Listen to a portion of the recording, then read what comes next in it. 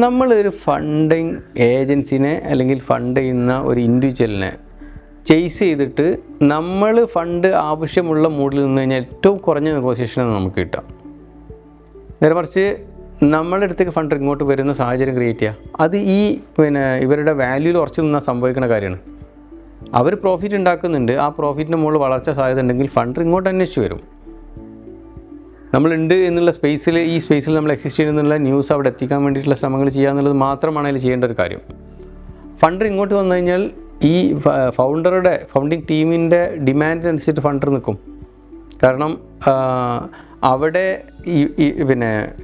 Demand സൈഡിലുള്ളത് ഇയാളാണ്, finance ചെയ്യുന്ന institution അല്ലെങ്കിൽ ഇൻഡിവിജ്വലാണ്.